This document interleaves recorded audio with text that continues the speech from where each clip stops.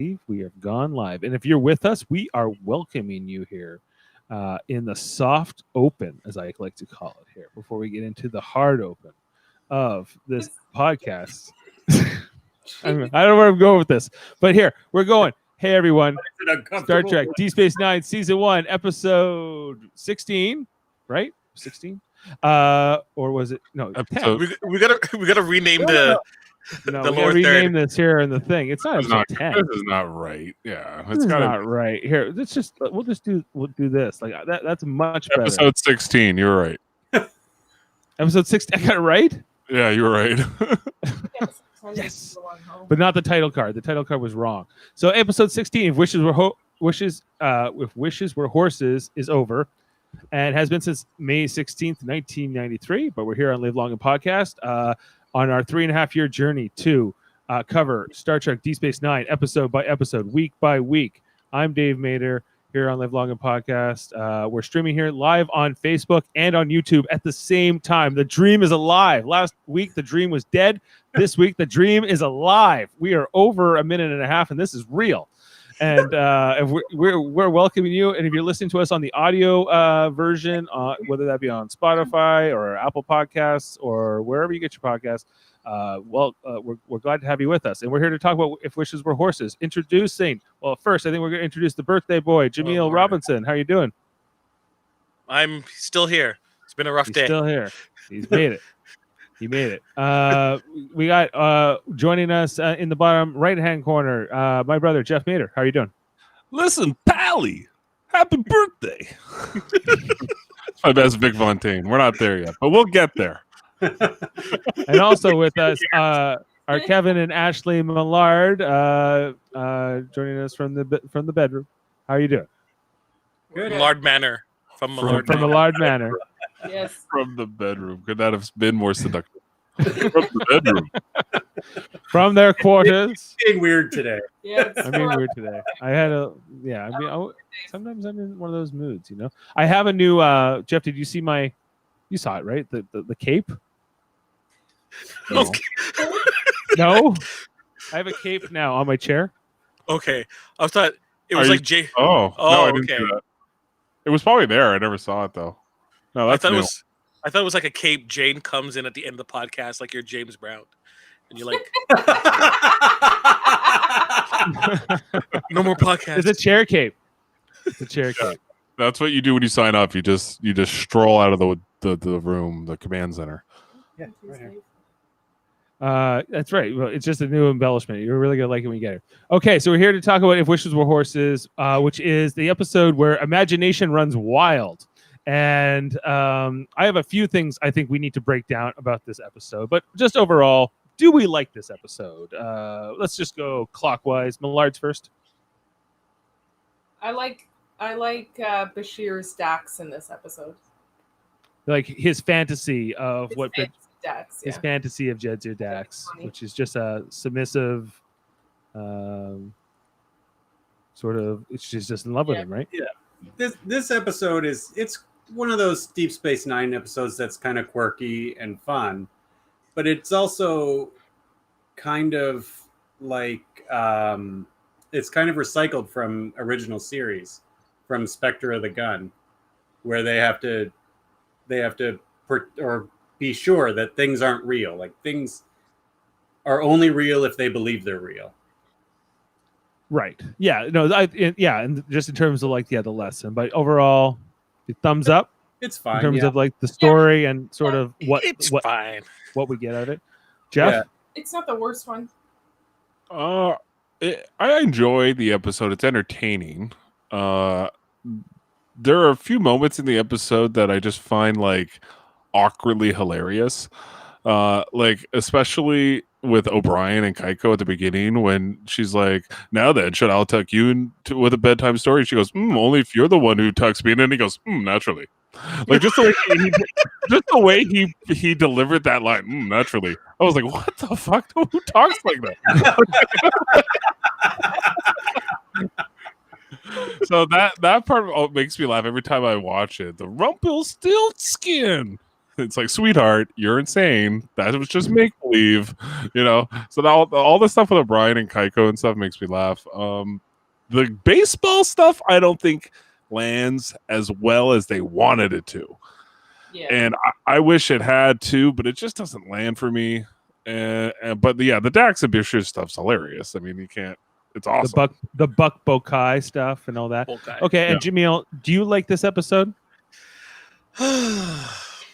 As the resident person that loves hilarity, it was kind of low on hilarity for me. Low on the hilarity scale. I did like the Dax Bashir whole situation, mostly because of what we talked about last week concerning Dax being a freak. So just imagine she's seeing this like idealized version of herself, and she's like, "Oh, I'm way more freaky than this." That's what I had in my head. What if you met someone, like if you met somebody's fantasy of you, right? That walked into the same room and they seemed like a flesh and blood person. They were identical to you, and just other than in the way they behave. Would you be threatened by this person? Would you want to be friends with this person, or would you be indifferent? Right on. I was like, go ahead, have at him. Go get him. So you wouldn't be offended necessarily, Not really. I guess depending on how that She's not offended really with the Dax. She's more offended with Bashir. She's like, "This is what you want me to be." She keeps kind of saying that to him throughout the episode. She's like, "You want me to be like this passive, like do whatever you want person, and like." But so she's kind of smirking while she's talking about it, and then she's like, the ideal Dax says, "Well, at least I'm not a cold fish." And Dax just kind of laughs, and it was like what we talked about last episode. Dax is getting around. She's not a cold fish. She wanted to bang Morn. She just doesn't want to bang Bashir. Yeah. He's the only one on the station that she doesn't want to bang. She goes to dinner with him knowing how he feels about her. So she's just kind of like pulling the screws. So I think she's like, turn around is fair play. And then he admits his feelings, and she just friend zones him immediately. Yeah, and he just dies. He's just like, oh my god. Yeah. Oh, it's so great. But it's true though. He has to realize that congratulations, you like her. That doesn't mean that she's obligated to like you back. That's right. So. My next question for the panel is which character, and we've kind of been talking about this a little bit already, but which of the regulars do you think stands out in this episode the most? Dax. I would say Dax has the most fun with the role, but I also think Bashir stands out a lot in this episode as well. Yeah. Millards, do you have a take? I like Bashir in this episode a lot. I think the acting from him in this episode was superb. I think, for my personal favorite in this episode was Odo. I thought he was amazing in this episode. I thought he was incredibly funny. Him and Quark, it was more Odo Quark. We've been getting it. We've been peppered with it all first season. It will continue. It's in the DNA of the show. It's like they always knew they were going to have this kind of thing, and they lean into it hard. And he stands out, and yet he spent half the episode chasing a bird. Yeah, he's chasing a bird. It's snowing on the promenade at one point. We're looking at 5 or 6 centimeters down here. Metric system. I love how he's like the weatherman for the Deep Space Nine. He's like, he has no imagination. His only imagination was putting Quark in jail. Putting Quark in jail. That was his dream. If he had one. He seemed quite satisfied with it. He's like, yeah, I would imagine that. Yeah. No imagination indeed. I love how he does the ha. If we ever do, what if I one day I will get to play Odo in Star Trek Radio Theater, and I am going to give you that. I feel lay like into it. I'm gonna lay into it. I'm saying it. Too many people dream of places they'll never go, wish for things they'll never have, instead of paying adequate attention to their real lives. Tell how it is, Odo. That's very true for today. I mean, Yes. everybody is distracted with everything today, and nobody really pays attention to their own life, wants to comment on everybody else's life and what they're doing. I mean, Star Trek does this very well, where even in a silly episode like this, they make a very serious point, and for a very foreshadowing point. I mean, as well, I feel like. Okay, Yeah, well, it's all about people. They have hollow suites, right? And it was whether or not like Jake was going to, do pornographic things in the hollow suite or not. Like Odo was, he better not be. I will arrest you if he's going in there to, do whatever. No, he goes in there and he does, baseball. He watches plays baseball. Sure he does. Everybody's already watching out for Jake because in like a season and a half, he's dating a 20-year-old at 16. So, Well, yeah, like it's not. It wasn't. I don't know. I'm not getting into that now, but We'll get into that in a while. we'll get into that in a while. I gotta work up to that. We'll circle back around to it. Yeah. This particular Jake, yeah, no. Jump to and- Jake. Yeah, I think Quark's funny in this episode, but not amazingly though. I think Odo just really stands out more so than Quark does. Quark does his job adequately. And then, okay, there's the whole scene where they have to, this is, I think, the first episode, maybe one of the first episodes since the pilot, where the 5 or 6 main officers, at least the 5 who work in ops, like Sisko, Kira, Bashir, Dax, and O'Brien. So O'Brien's been out a lot of this season, and usually these characters are split up in different places, but they're all kind of in ops trying to solve this thing together. Yeah. And so there was one thing, they all sit around Sisko's office, right? Just on the chairs. I can bring it up in a visual, but which was interesting because they don't have the meeting rooms that they'll have later on. Because later on they just build a big conference room that they'll usually have these types of right. The war room. It looks really strange. And the other thing too with it was just Kira to me was in this episode where there was all this science talk, right? Especially in ops, and she's like, I don't know, Tell me what to blow up. whatever. I'm a Bajoran administrator. I'm a Bajoran administrator. I didn't sign up for this, and she's like, if it's weapons related or engineering related, she can handle it. But if it's anything I don't know, there's a phenomenon, an anomaly out there. She's like, oh. At the beginning, they're like, Dax, can you give us the details? Because that's your job. I'm like, way to call her out there. Just wait. Yeah, it's so true. I think it's funny. Yeah, Kira's if I'm not hitting somebody in the face, I got nothing to offer. And then, she's like, I really like to hit Rumpelstiltskin in the face, but I mean, Dax. Kira didn't have a fantasy, right? She didn't have an avatar. I don't The think blowing so. up of the pylon. Yeah. At the end, the Pylon 1 being destroyed. pylon one And the was- flaming dude. Oh, the flaming dude! I was gonna pull that sound clip. Yeah, Now, if she that was imagines- Quark, it would make sense, but she imagines destruction, Yes. which is appropriate for her character, I would say. yeah. Yeah. What an episode! So Bashir having his Ostriches. sex dream on the table he does medical exams on.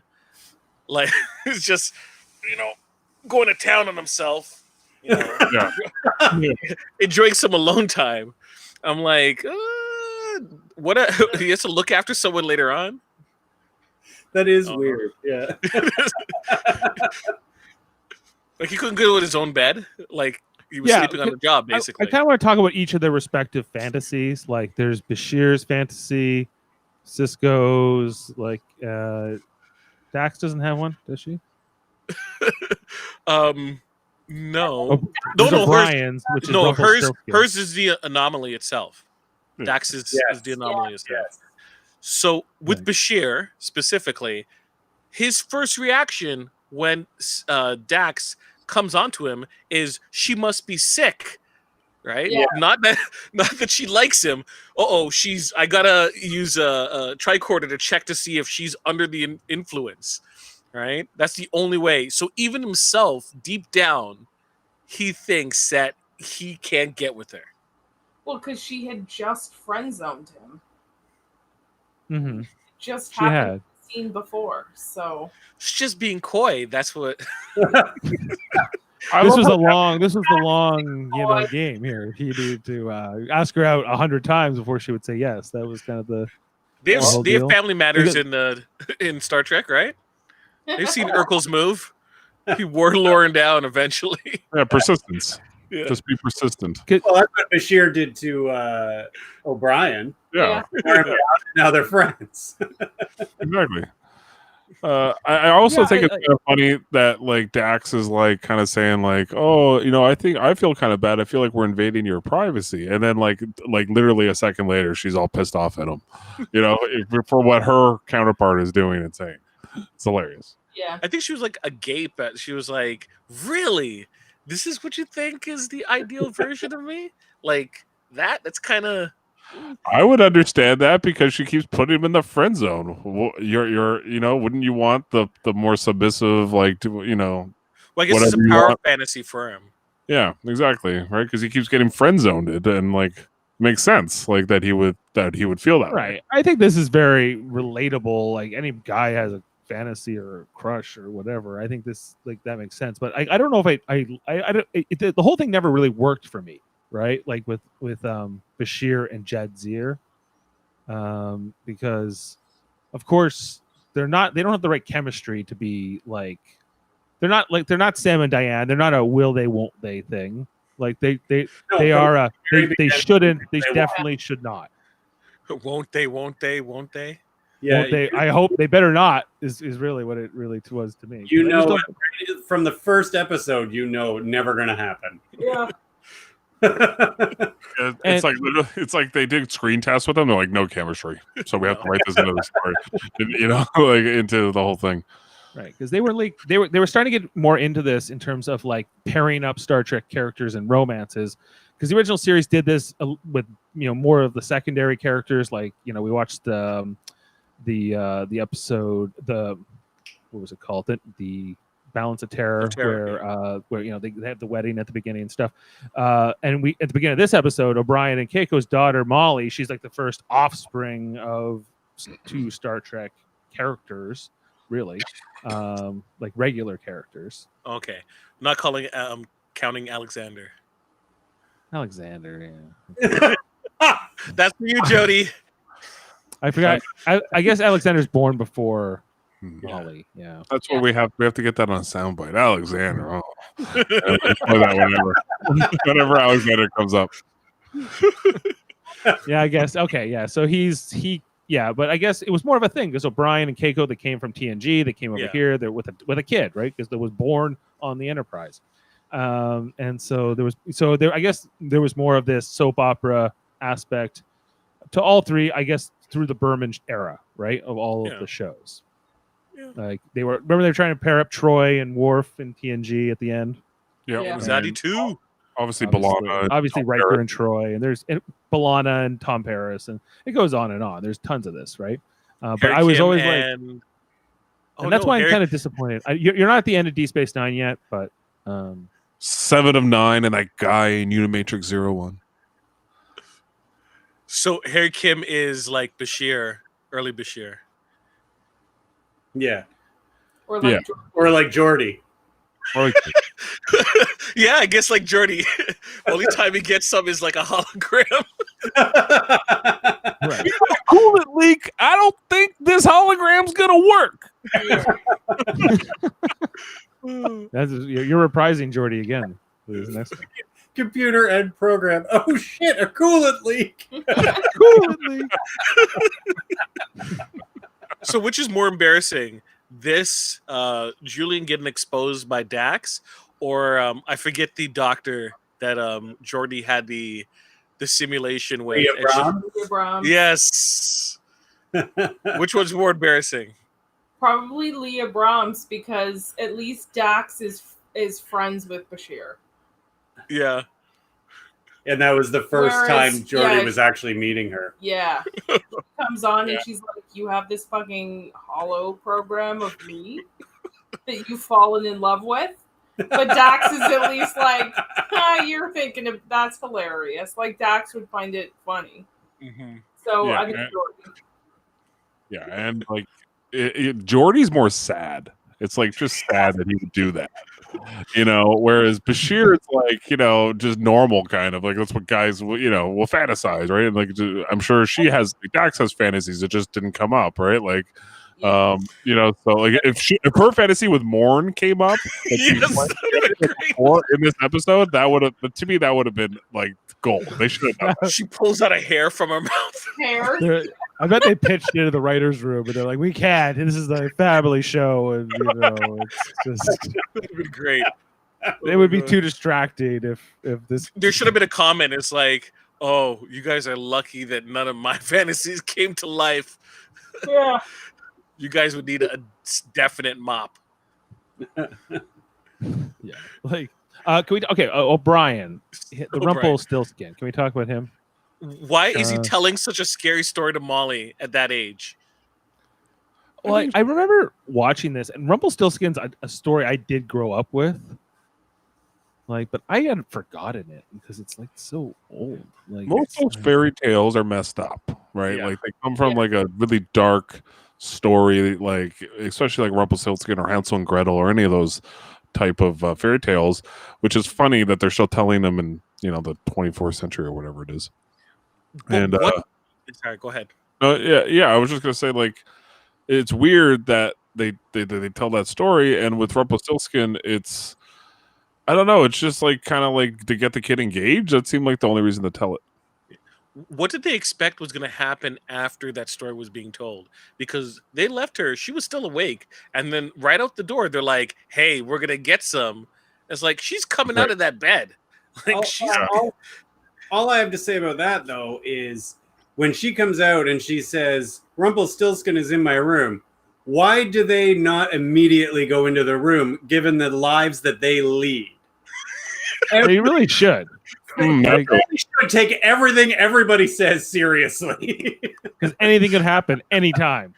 Yeah. That's the thing. It's like they have to be skeptics and scientists, and they have to also balance this with this world where literally like Q could show up and they could all be like doing a dance or something, or they could be in Robin Hood, or anything could be happening anytime. Anything could show up. Like I don't know how you could even stay sane in that kind of environment. Keiko is the last one to believe that something weird would happen. She turned into a child one time. Like she right. It's like, oh, anything can happen. Because once I became an 11-year-old, like yeah, her whole job is just to catalog trees. Right? I love the way she looks at O'Brien. She's like, "What is going on here, Chief or Miles?" And Miles just goes, "Miles, get out of here! Get Molly and go! Just go! There's a crazy little dwarf in our apartment." Where did she go? Yeah, like I don't know who plays that guy, the Rumpelstiltskin. I thought he did a good job of trying to be that character. Sure, for sure. Okay, but like an odd choice for Star Trek. Michael John Anderson is his name, and he's been, I don't know, he was in Mulholland Drive and Twin Peaks and a bunch of stuff. But he's the little guy in Twin Peaks. Yeah, he's freaky in that. Yeah, and the third fantasy is Cisco and Buck Bokai. Yeah. Who is Wu from Men in Black 3? Yeah. Oh, I thought you were going to say it was Wu from Survivor, but no. Woo. Okay, so Kevin, I know you don't like baseball, really? No, right? I don't at all. So, are you just glad that Buck Bokai represents the extinction of baseball? He's kind of like the dinosaur from baseball. I did like when they were talking about how baseball died, and I was like, and there was only 300 fans. Stopped caring. Everyone stopped caring. There was only 300 fans at the last game, and Cisco's like 301.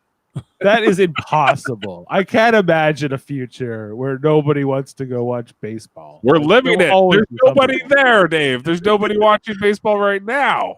Well, it's Imagine because of pandemic restrictions. Right, but imagine the pandemic lasts for 5 years. Maybe people's like interest. They move on to interest. other things. Like Yeah. I guess Other like sports pick society and culture could change. Because as they say in I think this started in the Next Generation where they said like people just moved on to faster games like Parisi squares, whatever that is, and 3-dimensional chess. anything's holiday. faster than baseball. Yes. right? I mean, there's lots of sports that hundreds of years ago everyone went to and loved and is no longer a thing. Yeah. So Naked it's wrestling. possible that the sports we like now will not be a thing in 300-400 years. It's no chula. Oh, Chula. I am Grandmaster of the Wadi. Second chop. Move along home. Yeah. Home. Halloween. Just that, how I had to say that over and over again in that part. Oh god. Oh my god. Captain. It's a work of art. It really is. It's a fantastic reinterpretation. I have to say. I really liked. We're talking about Star Trek Radio Theater. If you're not following us, Please go back and listen to it if you missed it. Yeah, Star Trek Radio Theater. We did Move Along Home. If you don't know, and It check should that net out. you a Webby. It should. It's, By far. it is a gem. It's a gem. The edited version, especially. But Yes. yeah, I really love it. The campaign starts now. I would love to do that. I think this episode not as good as Move Along Home to do, but I think this one would be fun just because it's got some interesting characters. But Whoever got Dax would have a field day. Julian. you got to play the two sides of Dax, the two versions, Yeah, right? that would be really fun. Yeah, that'd be something else. Also, I think if you ever got to play Kirk, like evil Kirk and good Kirk in that one where he got split into two guys. You guys know, Yeah. you know that one? Yeah, one with the dog with the horn. Yeah, the dog with the horn. Oh my gosh. I think that's all the fantasies, right? Oh, and the final fantasy, I guess, is Dax's, right? Which is the rift, Anomaly, yeah. the anomaly, the thing that's going to destroy them all. It's going to destroy the Which- entire solar system. Which I didn't understand. Like, if there was such a situation that could happen, why wasn't Starfleet or the Bajoran government made aware of it at all? They may have. It just didn't make it into the story for some reason. So then it didn't exist. Yeah, That's like, fan fiction. Rob would say that's fan fiction. Robinson. Cisco needed to talk to Buck Bokai about baseball. I mean, we needed that. We needed that scene. Yeah. Does anyone else do you like that aspect of Cisco's character, the whole baseball thing? I don't Yeah. see to it. For me, it shows that he's like a historian of humanity and of Earth, and Yeah, because that does come up in later episodes. fine. They where don't do it- He knows like random history Yeah. points. For... They do it enough, but not too much. It's It could have gone too far, but they didn't. Cisco is my favorite captain because he is the historian of the four captains. He's the one that, to me, knows history the most, Earth's history. For me, like, we're far back Earth history too. yes, like he'll know what happened in the 20th century, 19th century, 18th century. He'll know what he knows what happened in the 21st century. Whereas, like, I find like Picard is like more like the actually most philosopher. more He's a philosopher. Renaissance man. Yeah. Kirk is obviously like just like a wild cowboy. I mean, that's who he is. Yeah. And then Kirk's like an Janeway American. That in him too. Janeway's a little different. Janeway's kind of more of a historian of like the modern Star Trek She's a universe, scientist too. more of a Janeway's scientist. and she's from the Midwest, so she's Okay. a little. Right. I don't know what that means. Like, I know what it means, but I don't know why. You don't know what that means coming out of Dave's mouth. Is what you're trying to I find that he uses baseball as the lens in which he conveys history. and some points, and he doesn't like browbeat people. If like every single episode was like, well, in baseball, you'd be like, Cisco, shut up, please, and let me hear about it, right? They pepper it throughout the series, so that's at least very good.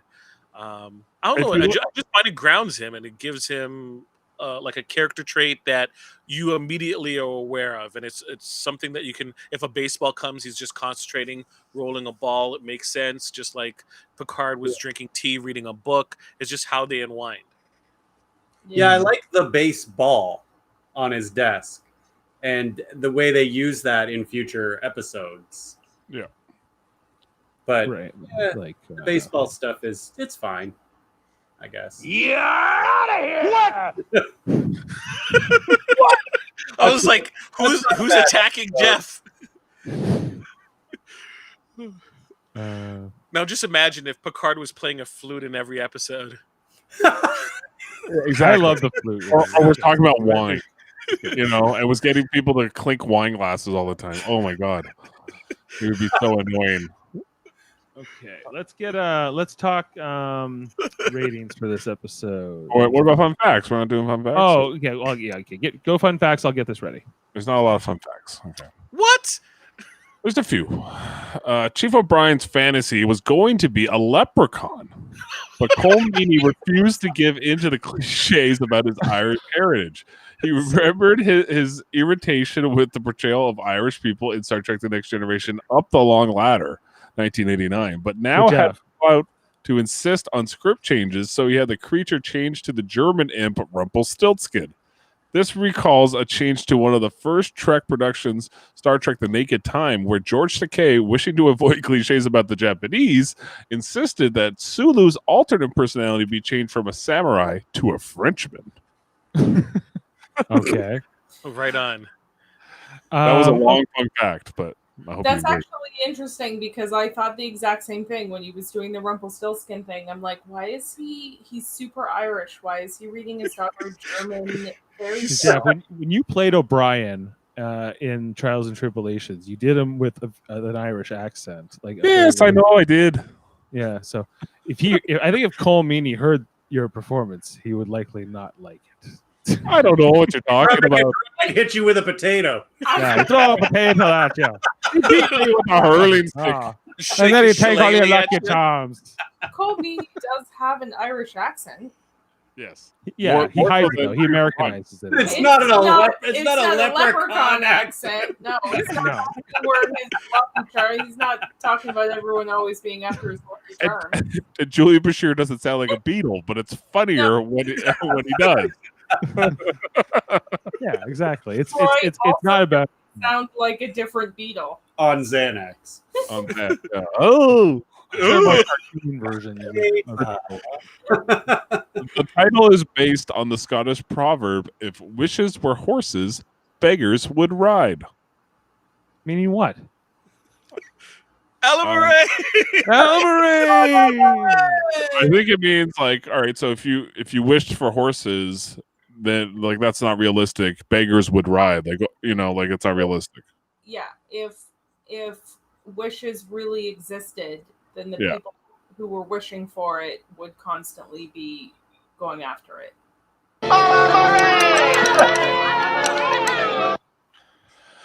Bokai's line, "It ain't over till it's over," is a quotation of famous New York Yankees catcher Yogi Berra, who was referring to the 1973 pennant race. Berra, famously for his malapropisms and quirky sayings, was also famous for having claimed, "I didn't really say everything I said."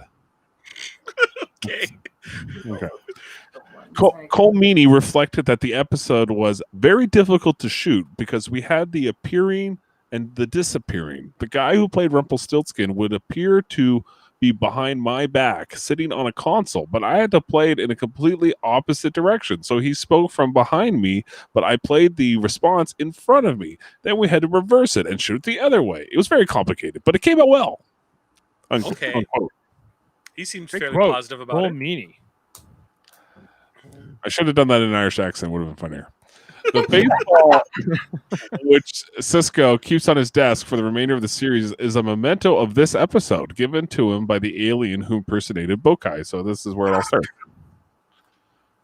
Keon Young, who appears in this episode, was first mentioned, although by not by name, in the Next Generation episode, The Big Goodbye.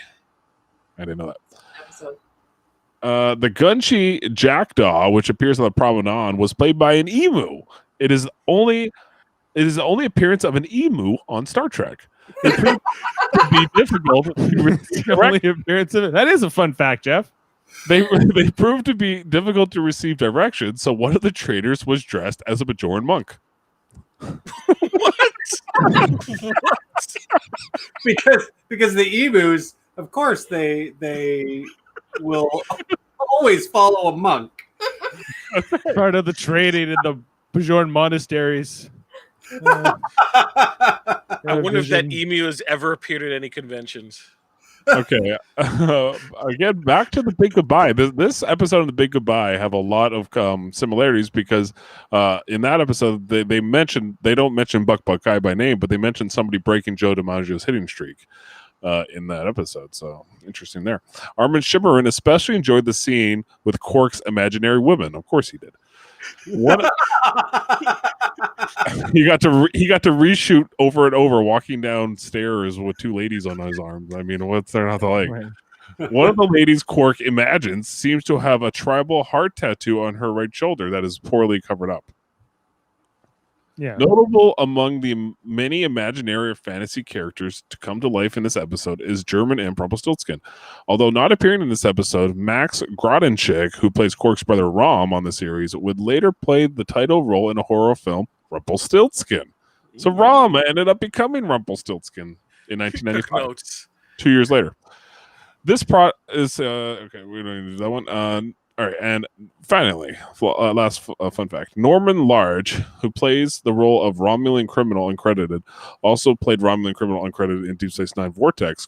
Corriban captain in Star Trek Deep Space Nine Duet, Maquis in Star Trek Next Generation, Ocampa. He was in everything. This guy apparently. So I don't What know. have you done? I played Romulan criminal, unnamed criminal in this series, and then I reprised as a new Romulan unnamed criminal in this series. That's right. That's right. He was in everything. He was even in Voyager, everything. So that's it for fun facts with Jeff. Nice. Okay, so if wishes were horses, let's start with Kevin. I'm gonna give this a 3. Solid 3.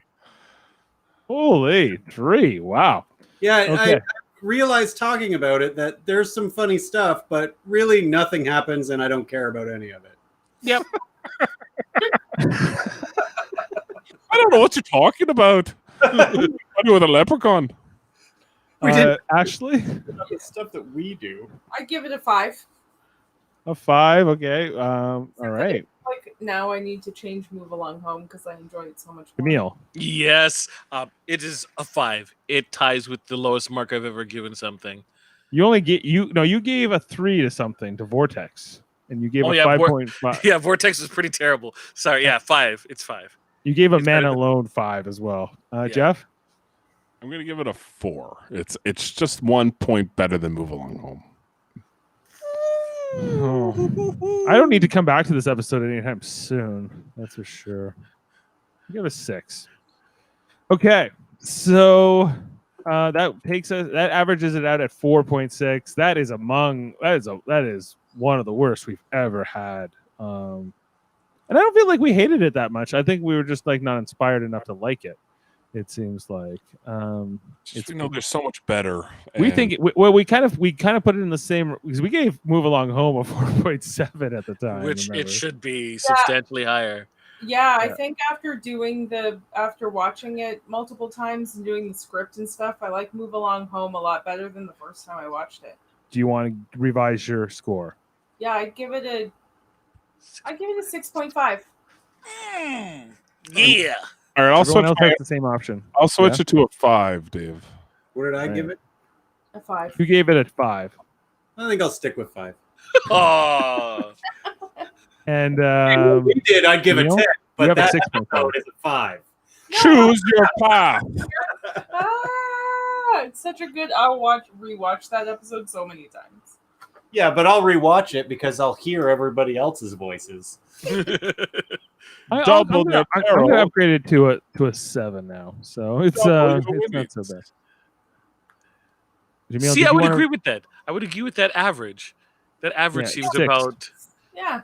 It is on 6.0. IMDb a 6.0. Yeah, There you it's go. exactly kind of what it should be. Oh, and by the way, if Wishes Were Horses had a 6.9, almost a 7. So I Or I don't. 6.5 on IMDb. wow, that's way too high. So coming up next week, we got The Forsaken, which is the Waxana Troy episode where Waxana is trying to bang Odo the whole time. that's their Yes. first episode. That's where they meet. Because they yeah.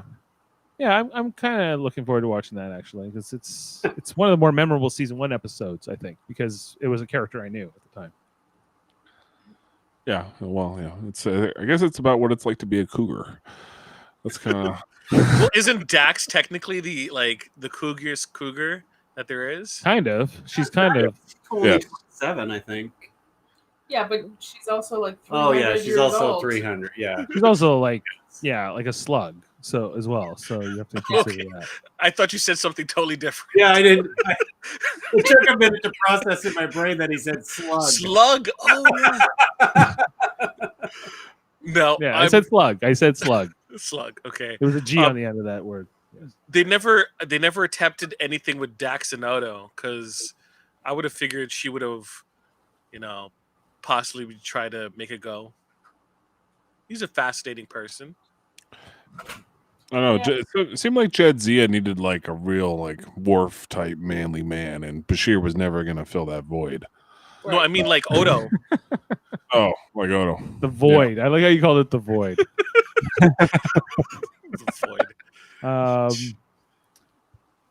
Where was I going with this? Okay, we got to plug stuff now. Okay. Let's first Thursday join us here on Live Long and Podcast for Star Trek the original series rewatches. We'll starting about just after 7 here. We're covering this week the Doomsday Machine.